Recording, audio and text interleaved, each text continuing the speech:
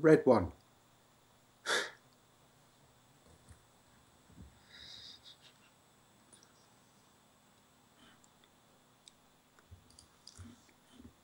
Okay. Right. Radio silence, everybody. Here we go.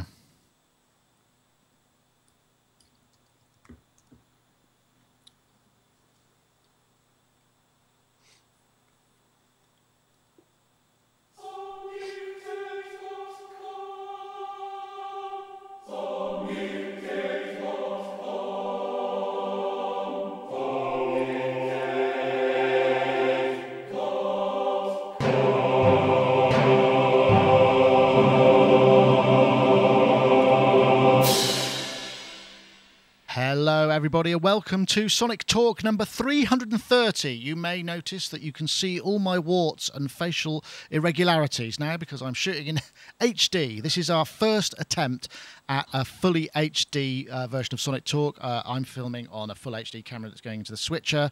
We've also got guests coming in on individual Skype machines, so they all hopefully will have a much higher quality and everything should just be really great. There are bound to be a few gremlins, so please bear with us, but I hope the increase in quality will be ultimately worth it.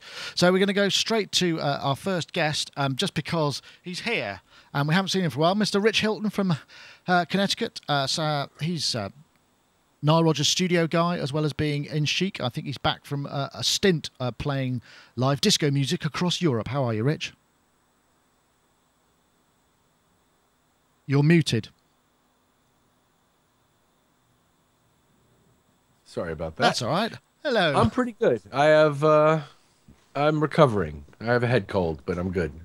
So you recently just played the what was it, the festival in Wales?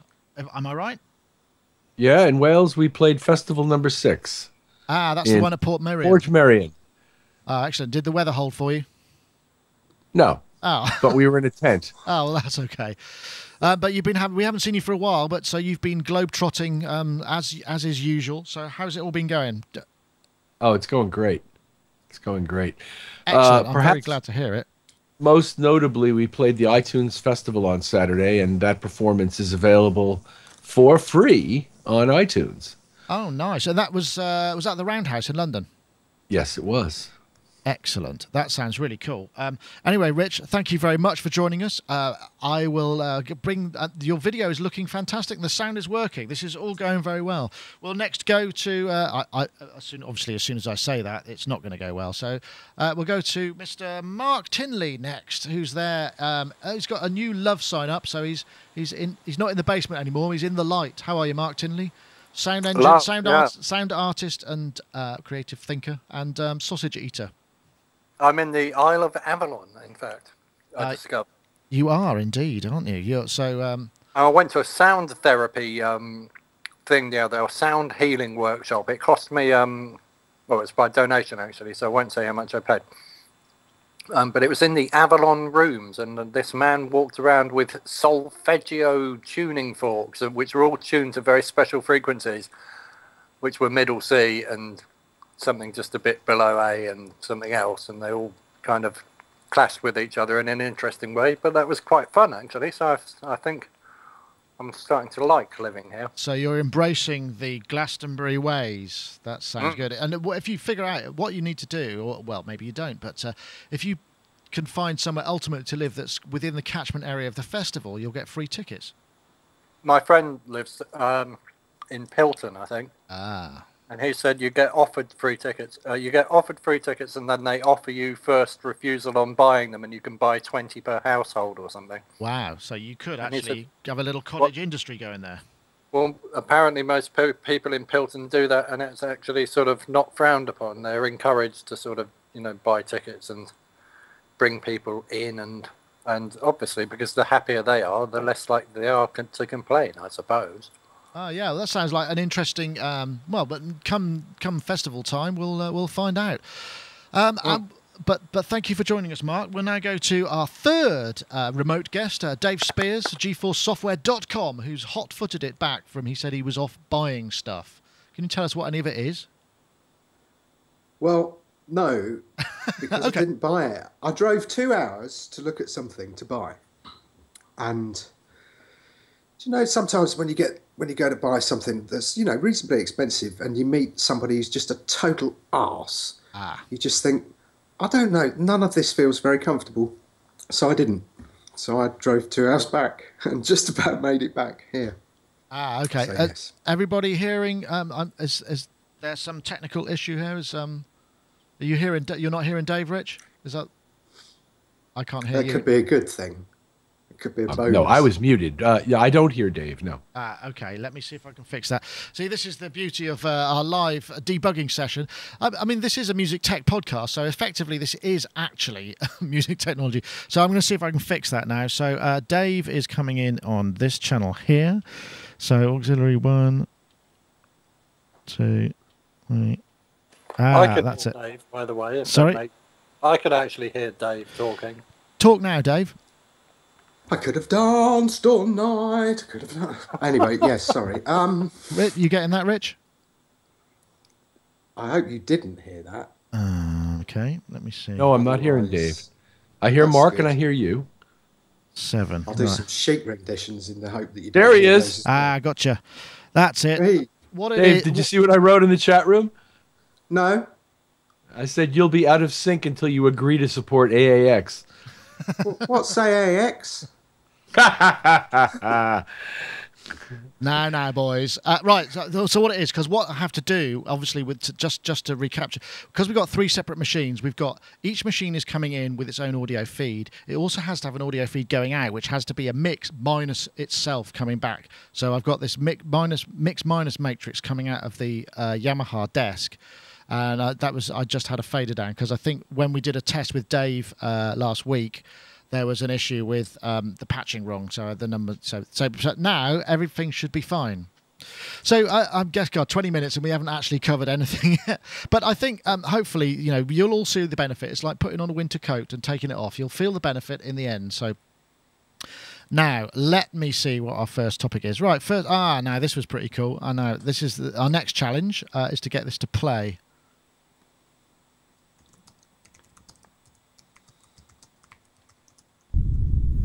Here it comes.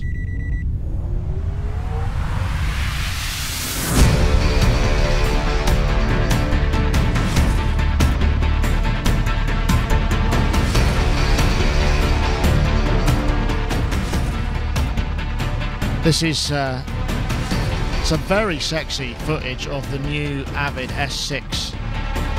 Or was it S3? S6 control surface. I must say, I don't think I've ever been quite so excited about a mixing desk. Well, that's not a mixing desk, of course. Mixing redefined. S6. Modular. You can see it at IBC 2030, whatever it is. So now I'll stop that and I'll see if I can get to me. So yeah, basically this is the new Avid S6, which is a control surface. It's got lots of really beautiful features. I really like that waveform running down the meters. I'm sure I've seen that somewhere else. But it's not cheap. It starts at 21k US, and there's a brilliant piece of journalism by Russ at Pro Tools Expert, which is what else you could buy for the price of an Avid S6 console. But maybe we should. I know, Rich, you are a Pro Tools user. You work very much in the box, and does this sort of thing interest you? Because I think it's a Yukon protocol thing. When you get to the whole what else you can buy with it, it makes me wonder how much it's going to cost. That much I don't know. Starts at 21k,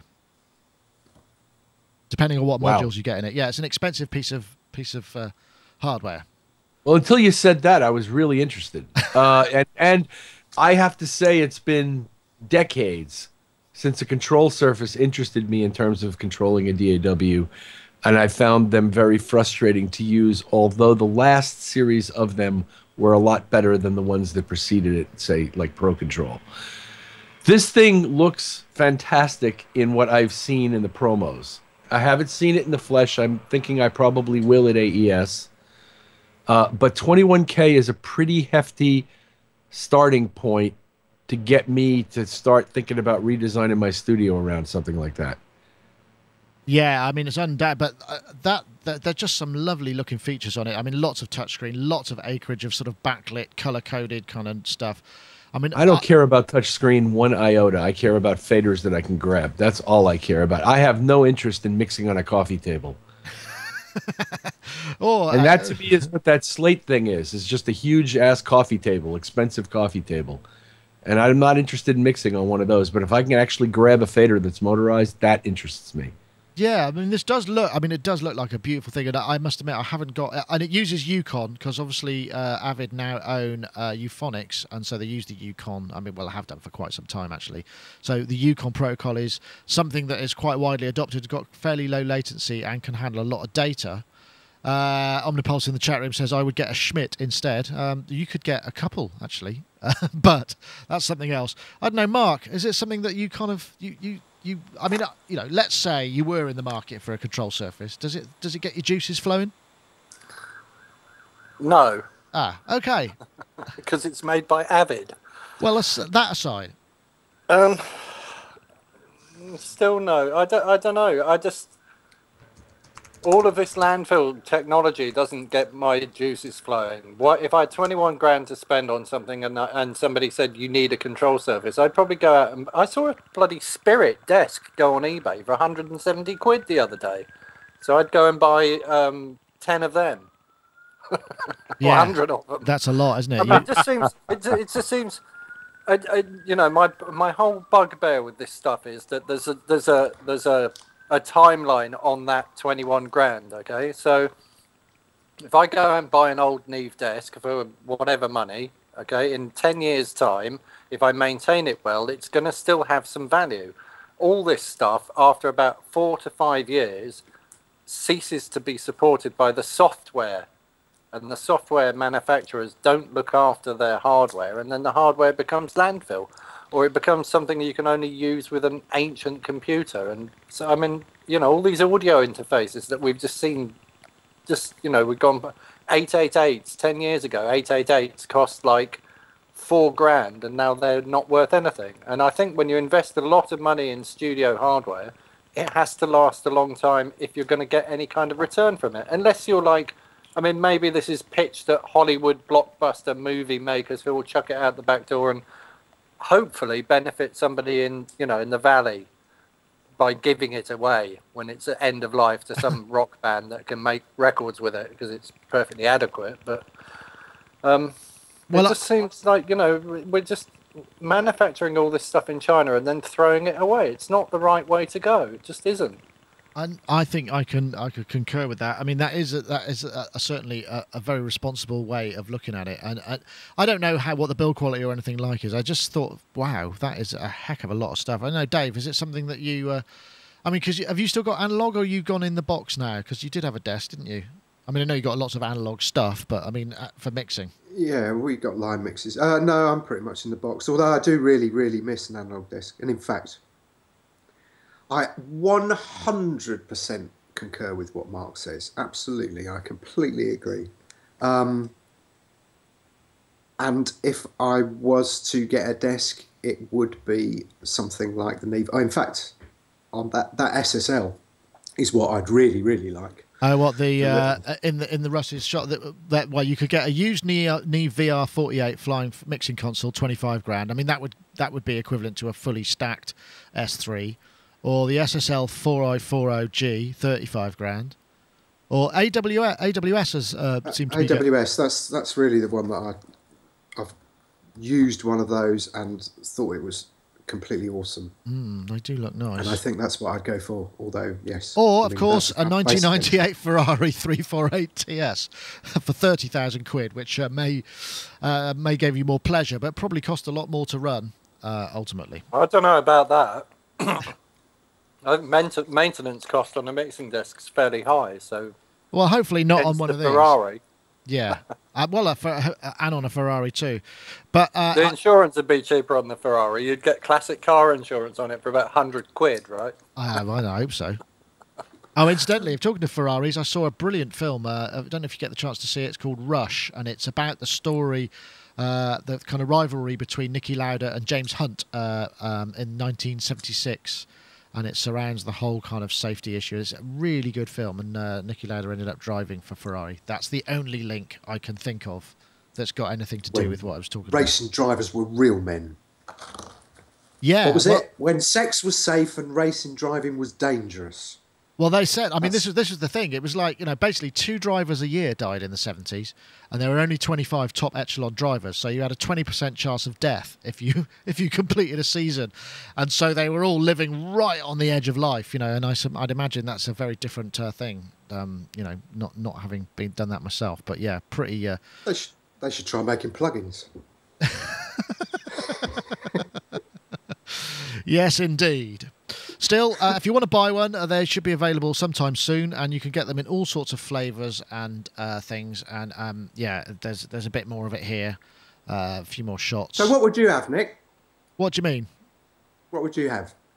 One of those or one of those other things on that other page? Oh, that's tricky. Let me have a look. I'm going to have a look now. What else you can buy?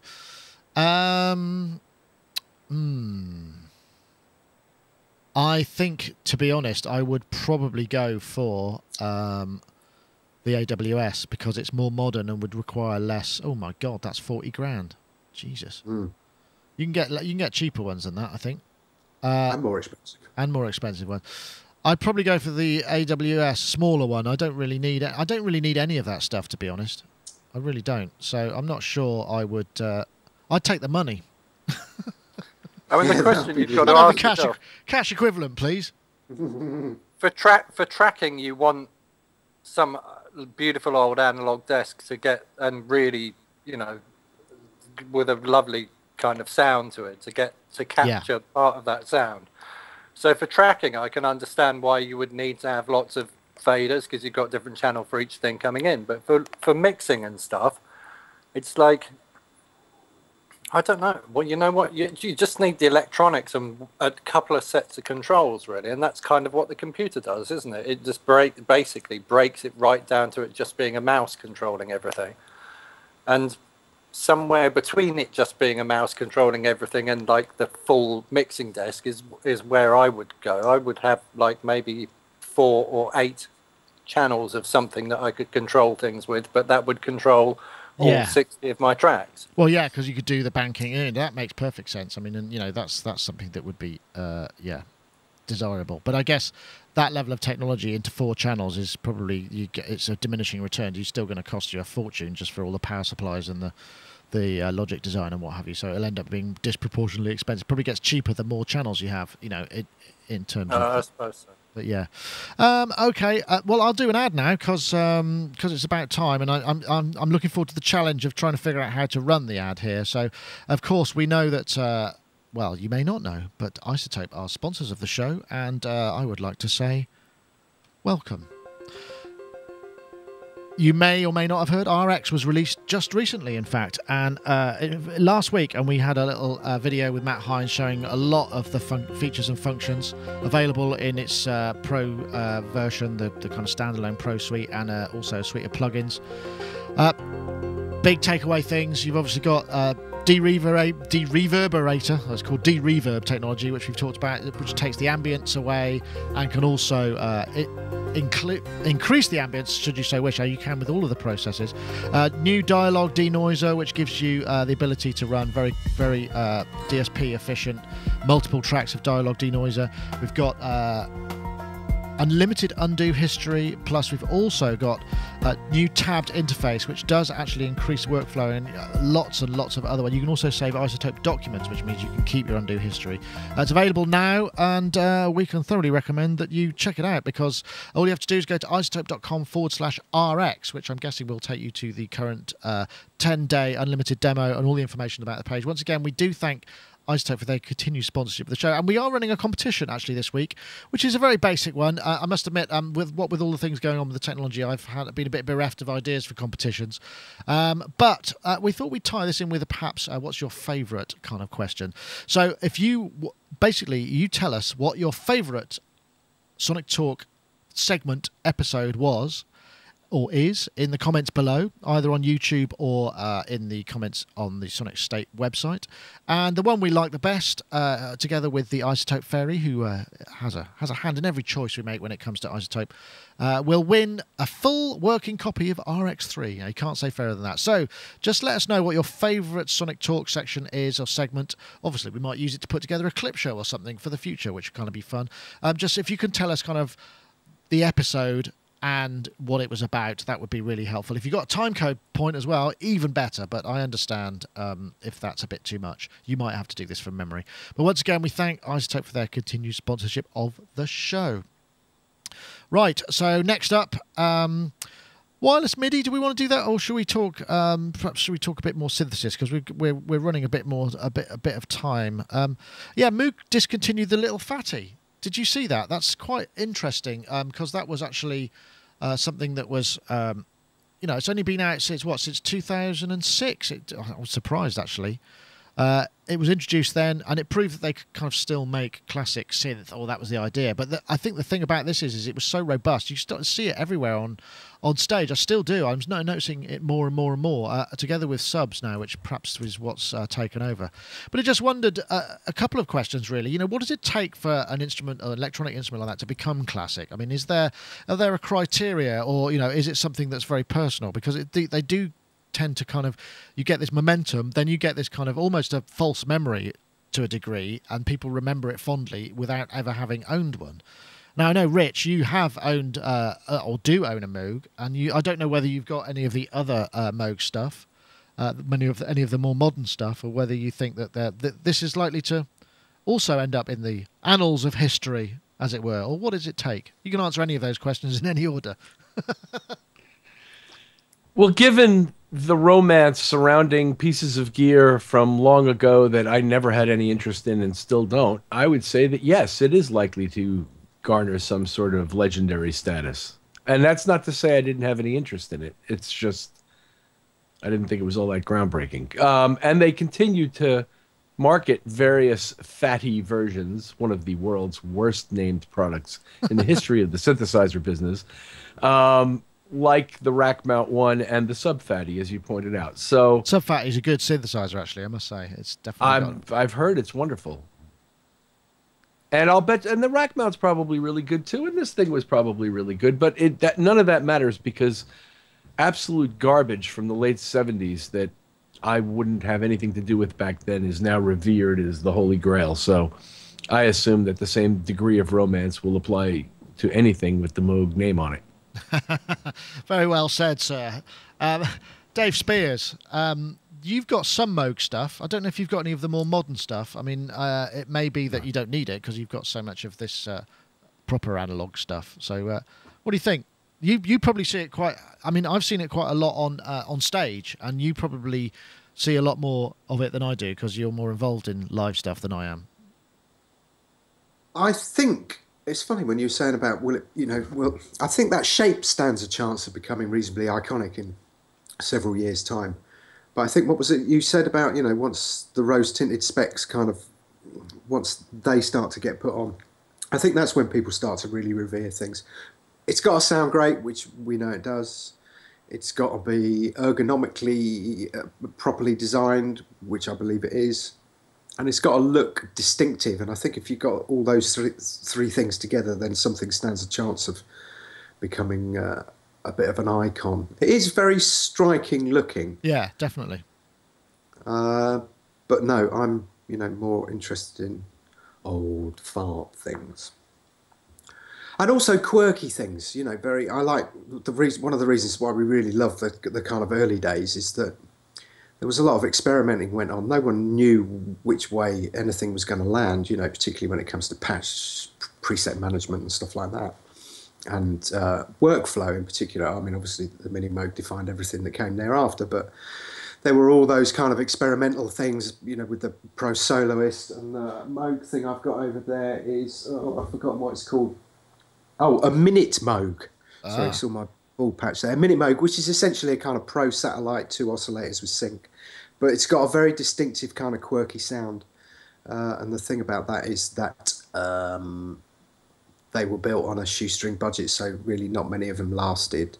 So again, that's become sort of reasonably iconic because of its kind of scarcity value and stuff like that. So yeah, but I've heard sort of rumours from repair people who have said that things like Slim Fatty seem to be coming back, seem to be going back to the workshop for repair, and also Voyagers as well. So I think, you know, if you've got a situation where something starts to become problematical after a few years, then that can completely kind of kill the rose tinted spec. Just because there aren't, because there aren't that many of them. A second Lagrange Audio, winner of the last Isotope contest, said second worst synth name is the King Korg, which I have to concur, just purely because of the Northern Gentleman aspect of it. If you think apostrophe just before the K of the King, then you're kind of along the right lines. I know, Mark Tinley, classics for you, do you think?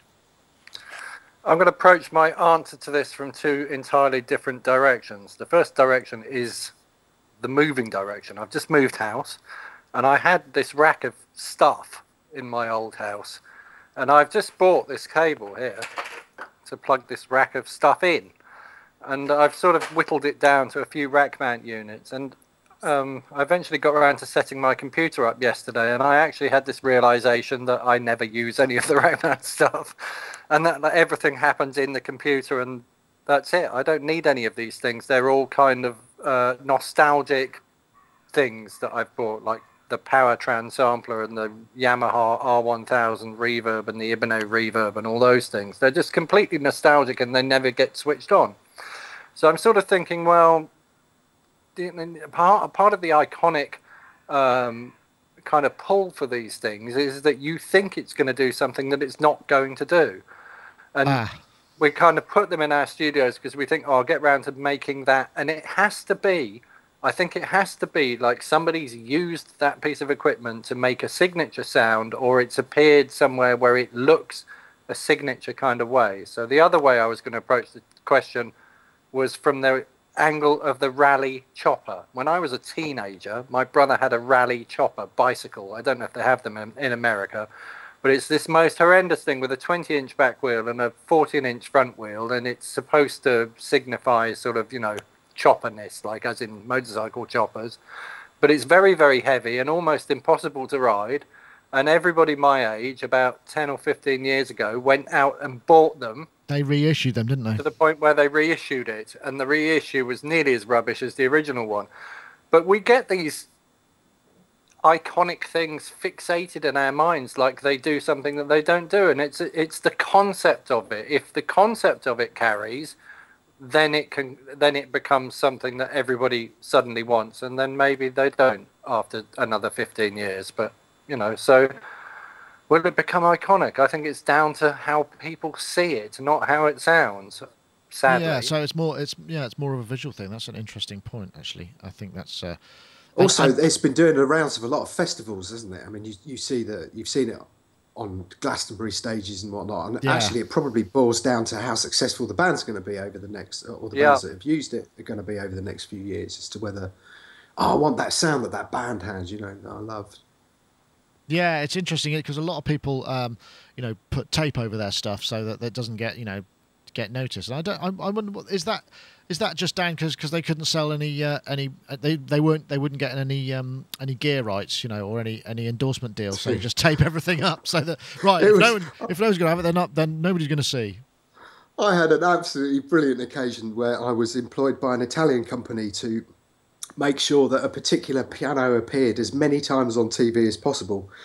So it was a case of giving them to as many people who were appearing on TV as possible, and then going to places to try and make sure that nobody put tape on it. And there were a couple of occasions where it was really funny because the kind of TV people, particularly the BBC, would kind of come up and go, "Oh, no endorsing. We'll just put a little bit of gaffer over that." And of course, then they'd walk off, and I'd go and remove the gaffer, and then they come back and kind of go, "Oh, somebody's removed the gaffer." And then they put another piece on, and then just before the juice would go live, I'd go straight on and whip it off. It was really terrible, really terrible. But we got it on Glastonbury, we got it on Top of the Pops. It was really funny. They were absolutely desperate to have this piano appear on TV as many times as possible. I had to kind of stay at home or get somebody at home to videotape every single time it was shown, and then I could kind of go to them and go, oh look, you know, it's like 20 times this week or this month. Did you get paid? Did you get appearance fees for the pianos? That was the way it worked. No, it didn't. I was kind of just paid a small amount as a kind of flat fee, and I did really love this piano, which was kind of interesting. But it was just the challenge of it. I really, really liked that challenge. It was just right. Let's see how many times we can get this on telly. Awesome. That sounds like that's a great. I think what you needed was some stencils or stickers with the brand name, which you could have put on everything. On all the keyboards, right? Yeah. That's right. Just like you used to get little. Do you remember there used to be deals back in the sort of it must have been late 70s, early 80s, where you could go and get you just go and buy a load of stickers and get them done. They'd be delivered, and you just stick them on lampposts everywhere. We had one, so people would just get familiar with the band name. So when they saw a poster, they go, "Oh, yeah, I know that from somewhere. I think I'll go and see them." Even though all you actually done was got £2 together to buy a roll of stickers and leave them everywhere to everybody's great yeah. Okay, right, next one. Did this wireless MIDI thing interest anybody? Sort of, possibly. Sort of. Shall we do it? Because of the price more than anything else. All right. Oh, at that price point, yeah. Let's have a look then. Let's see. Let's see if I can play this one. Right. Here we are. I have a. You've got one of these. This is how to make a promo. Got one of these. And you'd like to connect them to take advantage of some great music-making apps out there. There'll be some mandolin in a minute. Or maybe you'll need this. Oh, then again, you always want one of these. And if it's across the room, you'll need this. Oh, let's not forget, we might need one of these. Or an extra one of those is always helpful. Now your mobile device isn't mobile anymore. I thought the future was supposed to be wireless. Well, now it is. Say hello to the Puc. It's the wireless connection between your MIDI gear and your iOS devices. Use the Puc to connect your keyboard to your iPhone. Now, that guy is a great salesman, I have to say. I'm just thinking, I do need this. I do. Actually, I'm not sure if I do, but it's an interesting concept. And one, frankly, I'm surprised that hasn't been, because that Midiman or M Audio did something approaching it. And you can do it between, using RTP MIDI, but this just seems like such a good idea, especially when you consider that, you might be running devices on your iOS device or whatever. I know, Dave, be nice, wouldn't it? Yeah. No, I wonder what the latency's like. As long as it's acceptable, I can't see. I mean, the price alone is amazing. The last time I looked at wireless MIDI was when Kenton did something. They announced something. Oh, right. That was a long time ago. That was a good few years ago. And it was expensive, and I kind of just sort of filtered it out of my psyche. I think that's probably due to the frequencies that were available, because we've had a similar thing, with radio frequency. They've sold off all the radio frequencies, but now the 2.4 megahertz broad, bandwidth, which is where Bluetooth and Wi-Fi is, people are having little bits of that, so it's starting to kind of be, it's much easier to make something that will work globally, so the fee goes down. Ah, okay. I thought it was done like with rainbows and unicorns.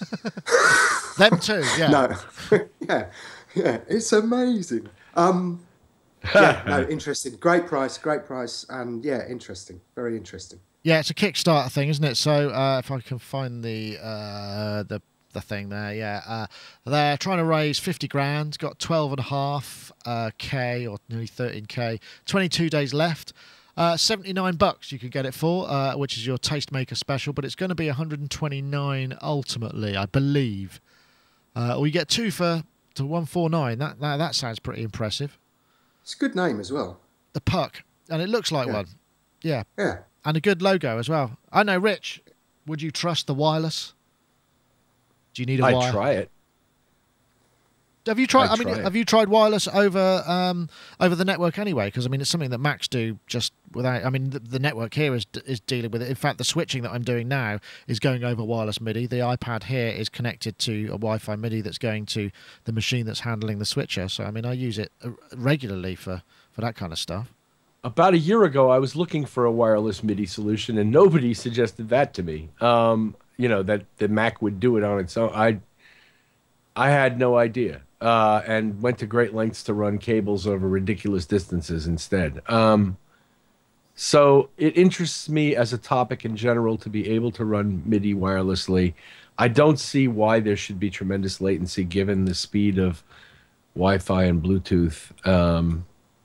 So in principle, yeah. Do I want to finance it? No. But if they release a product, I would be willing to buy it.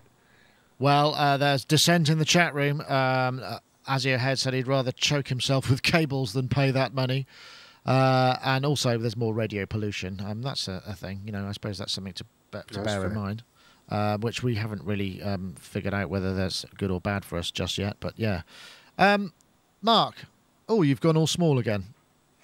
Have I? Yes, I can fix that, though. Keep talking. Expand me, sir. I looked at it and I thought, good heavens, that's very expensive for something that already happens, for something that's already available. And I didn't really see it as a wireless MIDI solution. It's a Wi-Fi MIDI solution. So although it's sort of solving the wireless MIDI problem, in another way it's only solving the wireless MIDI problem with plugging a MIDI keyboard directly into your iPad, right? And you're still going to have to use a MIDI cable to plug into this thing. So I'm sort of thinking at that price point, given that it's just like a chunk of their thing that they went, oh, actually, if we just like snip that off there and connect the MIDI directly to that, that's another unit.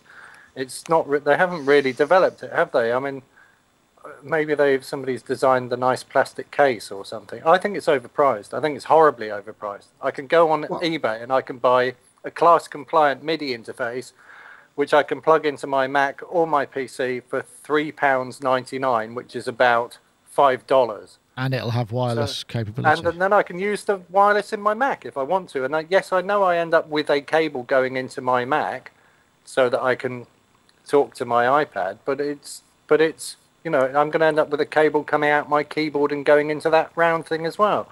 So I'm sort of all for using all the things that I've already got and then making the most of those rather than going and buying more things. That's a good point. I don't know whether it's in or $50, out. I might buy it, but not at 129. It's just way too expensive for what it does. I don't know whether that's an in or an out or either or interchangeable, or whether it's got more than one MIDI, because that would make sense. If it had MIDI in and out, that would make sense. I wonder if I can find out anything. It looks like it's just an output, doesn't it? Or an input. Connect a MIDI device. It can also work with any platform that supports a MIDI connection over Wi-Fi, which is basically a Mac or a PC already. So, I mean, because you can download this little... it's built into the Mac OS, but on a PC, you download this thing called RTP MIDI. And it's just a free utility that gives you access to a wireless network. You can join sessions in the same way, and you can do the same thing with your iPad. So, I mean, yeah, I think you got a point there, Mark. So, yeah, maybe a bit of Emperor's New Clothes and Smoke and Mirrors going on there, perhaps. Different colours, different colour parts. The point is most people don't know how to do it, do they? Yeah, well, that's true. So it's sort of hidden in the audio MIDI application, isn't it? And you have to go in and basically make a connection between your two devices. And it's not really documented anywhere because we don't have manuals that we sit in the bath and read through anymore. So I happened upon it completely by accident and went, oh, that's clever, and connected it up and tried it out. Yeah, and it's worth mentioning the good thing about that is also that I'll see if I can load it. The good thing is also if I go here and we go to MIDI, is that it remembers. So if I now go to View window, I want to look at MIDI window. This is a bit of live stuff here. We go to where's my MIDI window? MIDI window's up here. So yeah, you go up here, you click on network, double click, and then I'll bring this up, and then right. So that's my switcher network, which I could connect, and I can connect to it if I want on the and it gives me an idea of latency. I can create any number of sessions up here, which will each have a different name, and they will also all appear as available sessions to other devices and other computers. So I could connect to my control session or my MIDI session or my session 3 session, depending. And it remembers if you add computers, so you'd add a computer by saying, you know, giving it a name, giving it an IP address and the port, which is 5004, then you just end up with a list of them in your directory, and it's all jobs are good. And actually, so Rich, if you get the opportunity to try that out, I don't know what the latency is like for real time, kind of like play a note as a drummer. But if it's just basic kind of maybe program change. How does it recognize the external device if the device isn't connected? I don't understand. If I have a keyboard at that end of the room that's not physically connected to the Mac, and I create this whole scenario you've just described in the Macintosh, how does it know that keyboard's there? It looks for other Macs and it looks for other iPads and things on the network. So if you load a MIDI device on your iPad, I have an M-Audio MIDI device on your iPad and you're connected to Wi-Fi, it'll just show up. It'll just go, hello, there's a MIDI thing over. You mean how do you get the MIDI into it? I have an M-Audio keyboard at one end of my room and I have a Mac at the other end of my room, and I want them connected via MIDI. And physically connect the keyboard. How does the Mac know it exists? And how does the M-Audio know anything? It doesn't. You'd have to plug it into an iPad or an iPod or another Mac. They would have the M-Audio keyboard would have to be plugged into something that is connected to the network, and then if it had RTP MIDI, then that. So if you had your laptop, a laptop over the other side of the room with the M-Audio connected into it, and you have your desktop over here somewhere, and you wanted to connect that keyboard, the MIDI that was coming out of that M-Audio keyboard to the desktop over there, you could do it that way via the Wi-Fi. Yeah, I understand that. I understand that. Okay. You could use a Puc. So this Puc device then would theoretically hang off the back of that said M-Audio that would keyboard. work. Yeah, and pretends to be an iPad. It pretends to be an iPad or an iPod or a Mac. I mean, it just uses the same protocol. Right, understood. Okay, thank you. There we go. So yeah, it looks like it could be fun, but it does actually. You're right. I think, Mark. Perhaps it's a triumph of marketing there, and I hope it works out, because it might well lead to some other really neat things that we haven't seen yet. What's the time? Yeah, we got time for this one as well. Now I've got a video here that I can play. Let me see. I go there. All right, here. Let me see if I've got it. I'm not sure if it's here or not.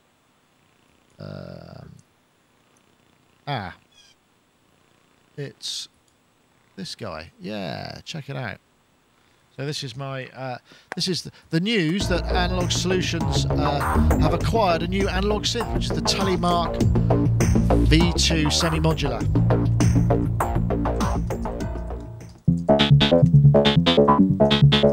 Can I make that any bigger? Oh yeah, I can. I can make it really big. Let's get this out. I like the look of that. It's apparently based on the SEM kind of voiced architecture. I'm not sure that the demo gives it everything it would, but it's just great to have such a large format thing. I like that. I don't know, that looks like it's, is that mini jacks or is that 1/4 inch jacks? I can't tell. Dave, do you know anything about this? Have you come across the Analogue Solutions Telemark before? I'm ashamed to say I've seen pictures of it, but I haven't really delved into. You own the real thing, don't you? Yeah, and yes. Sorry, I was going to say that if it's based on the SEM, then I would probably opt for the new Oberheim SEM with the CV stuff on it. Ah, okay. I just like patch points and stuff like that. But I do like this. I mean, it's like you were saying in the show notes. You know, the large format stuff is. It's easy to read. I'm really getting into the idea of this. I like the idea. I've never really had much time or any time to play with a SEM, but I hear that they're good. I know, Rich, you kind of probably it's more of an American thing, Oberheim, just because they were more available during back in the day, and that's perhaps something that you know more of. Have you got any Oberheim stuff yourself? I couldn't recall. No, I don't. Love it though. Love the stuff, and the original SCM I thought was magnificent. I think this thing is. I found it on. I found it on Thomann. This is the keyboard version, and it's €1,500. So I don't know what that's going to be in dollars. Probably near a couple of grand, I'm sure, because it's a European thing. I don't know if that's the case or not. But I really like that. But I also really like the other massive thing, which is I just think this is absolutely brilliant. This the Ken Macbeth M5. This just really does it for me. And this is, the opening credits actually, this is by a chap called Velvet Voyage, or Bruno Ender Lee, and he's just did create. they're just so ostentatious. What I like about all of this stuff is the idea of having something so stupidly massive. And I think you probably felt the same way, Dave, because you're Analogue Solution. Is your Analogue Systems? I think I always get them confused. No. .com. Your .com, yeah. Hold on. Let me just bring that. Look at that. That is a beautiful. That is a thing of great beauty right there. And then I've got the 2600 there, and then we've got the SDS5, SDS7 up the top there, and then we go along for the mad stuff. But yeah, there is something. Although what's really funny is, so this part of this area was kind of built, and there were a lot of workmen coming in, and so it got to the point where I was so desperate to move in and kind of get things set up how I thought I wanted them at the time. So I was setting stuff up, and people would kind of come in and just they look at it and just go, if you don't know anything about anything to do with music tech, you can't, or synthesis, you just kind of look at it, and they were just sort of going, oh yes, like one of them. Is that a telephone thing? You know, like for patching telephone people together and that. And if that happened once, that's happened for like, I don't know, that's about 20 times that's happened to me. People, they are so, if you're not into the industry, people are so unimpressed with its look, because as far as they're concerned, it looks like complete old tech. I had a guy who was doing some woodworking stuff. All he had to do was put like the top of what they like finials on the top of a staircase bit. Mule post. So it's literally mule post. Thank you. He just had to cut a little segment out so it would fit on the corner. But being a kind of typical British lunatic idiot worker, that entailed bringing in an air compressor, a skill saw, setting everything up. So really, what he was doing what you're doing. 2 minutes, yeah, it was just showing off, really. But, it would have been 2 minutes anyway. So he makes all of this dust that's flying through the door. And I'm trying to explain, look, a lot of this stuff is very fragile. It's very old. We do spend a lot of money keeping it up together. And I could do without the sawdust going all over it. So he kind of looks at me like I'm a complete idiot, which is a fair point. And then he walks in, looks at the modular and kind of makes the usual telephone exchange comment, and then proceeds to sort of pat himself down, where all the sawdust just goes over absolutely everything. And I think it was at that moment that I killed him. That's a hell of an admission there, Dave. I don't know if they'll be looking under your patio. They're more than welcome. The boots are there as a trophy on top. No, but it is funny. I just find it really funny because, if you talk to some people, they go, oh, yeah, it looks like you're showing off. But then you talk to other people and they just go, I don't get it. What is it? Incidentally, I Dream of Wires is now the big edition, the hardcore edition is up for order again. So obviously they've got a few more, and it's something I recommend. I did watch the second half. Second half's not quite as thrilling as the first half, perhaps, but that's because it's not been as finely honed, perhaps. But well worth a watch if you're into modular stuff. But can I just say one more thing? Wait a minute. I see. There we go. Rich Hilton has his copy there. Have you watched it yet? No. Oh, yours came in a blue case. Mine didn't. I bought the Blu-ray version. Okay. That makes a lot of sense. Long enough for me. That makes a lot of sense. Sorry, Mark, were you just about to come in there, or did I mishear? No, I just went, because Rich bought the Blu-ray version. Okay. Which is hence is why it's blue. So my switching is getting a bit confused. I've got to fix this because I have to look over there to see what it is that's currently going out and program out. And I need something that's here, so it's in my eye line. That's one thing. So I think overall, though, that it's been reasonably good success. I mean, the video quality is awesome. I mean, look at these guys. They just look absolutely pristine high fidelity, and it's full 1080 coming in there. And of course me as well. And it's much nicer that because I always have to spend such a long time doing color balance on my crappy USB webcam. So this might be the future, quite possibly. I need a new makeup artist if we're going to start doing stuff in HD. Well, the thing is I'm only blowing up your screen to a large enough size. So, but how's that worked your end? Has it been okay? Still coming back? Has the audio been all right and everything? Yeah, really brilliant. Cool. Mark's there with. My switching seems to have. Yeah, look at that. He's got a Glastonbury mushroom hat. I'm an acorn, innit? An acorn. An acorn. I'm going to go and get some cider later on. Nice. And some cheese, I hope.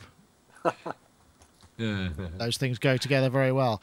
I'm guessing we could cover. Oh yes, this I wanted to finish on this because this is just astonishing, really. This and this was the you know, we always kind of think modulars and stuff are kind of incredibly complex, and this was the startup sequence for a Boeing 737, which I just thought was absolutely amazing. This is just generally posted, and it's a sort of from a number of flights. So I'll play a little bit, and you just think, okay, let's just take a look.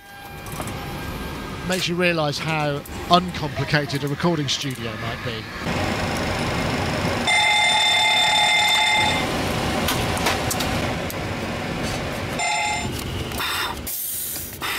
I want to know what that does. That looks great. Transition level 7, 0. This just goes on for a couple of minutes, so it does obviously take quite a while just to get it going.